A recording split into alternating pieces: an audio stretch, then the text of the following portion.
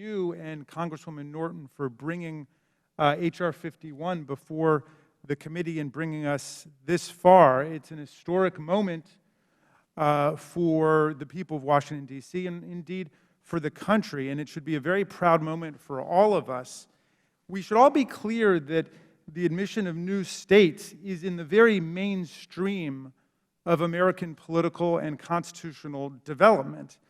It is both a fundamental imperative for democratic rights and equality, and it's also a political question. And it's always been a political question in American history, and the Supreme Court has been clear that it is a political question in the legal sense, too. It's totally up to Congress. Some of my colleagues have suggested that somehow this would be the first statehood admission in the history of our country to be struck down by a court. There has never been a statehood admission struck down by a court, despite the fact that most of them have faced spurious constitutional claims like the ones that are being raised against the people of Washington, D.C. right now. What's the real dynamic of political inclusion and enlargement and expansion and deepening of democratic norms in the country? Well, we started with 13 states. We added 37 states. That means nearly 75%, nearly 3/4 of the states came in after the original 13 under the so-called equal footing doctrine. Each state is to be treated equally to the other states once they are in fact admitted. Again, the Supreme Court, no court has ever struck down any statehood admission, nor did the Supreme Court strike down the modification of the boundaries of the District of Columbia. In 1791, after the original boundaries were set, Congress altered them. James Madison voted to change them. 13 other founders voted to change them. Everybody knows about the canon of constitutional construction, which determines that we yield extra deference to the first Congress because there were so many framers in it. They saw no problem with altering the boundaries of the District of Columbia, nor was there any problem in 1846 when a third of the district was yielded back, retroceded to Virginia. Alexandria, Arlington, parts of Fairfax County were given back to Virginia. No court struck that down. Again, a political question for two reasons.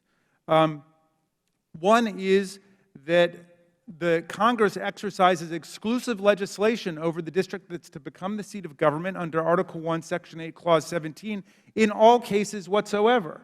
And cases there doesn't mean judicial cases. Cases there means on all subject matters, on all issues, including the modification of the size. And it is also a political question today because it is up to Congress to determine whether or not to admit new states. It's not up to the courts.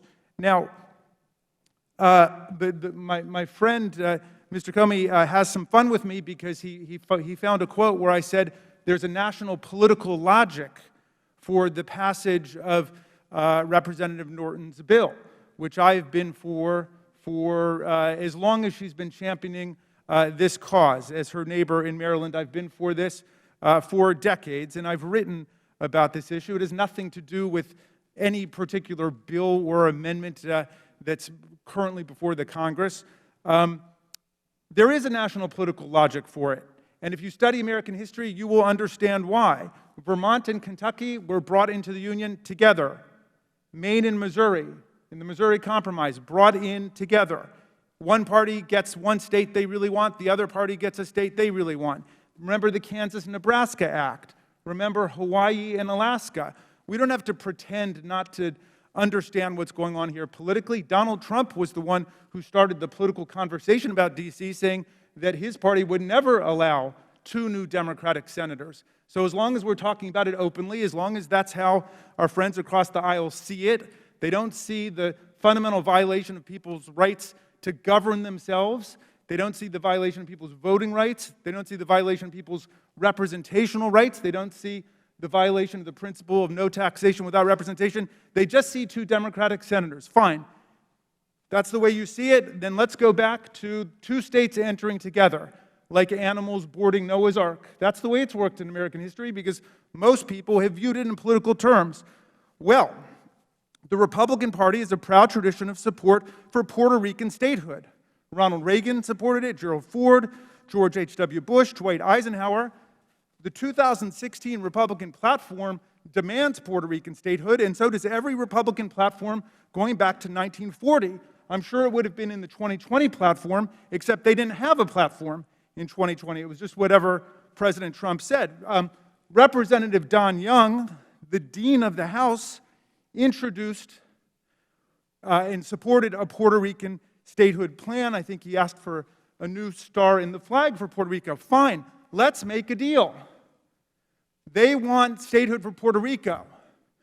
We want statehood for the people of Washington, D.C. Let's support statehood for everybody who wants to be part of the Union. These are American citizens, millions of them who are left out. So if we've got to put it on the level of sheer partisan politics, as our colleagues unfortunately did, but I understand that's a dialogue within American history, then let's talk about making a deal between Washington, D.C. becoming a state and Puerto Rico becoming a state. Let's enlarge the Union. Tocqueville said democracy in America is always either shrinking and contracting, and we know there are more than 300 bills to dismantle people's voting rights, or democracy is growing.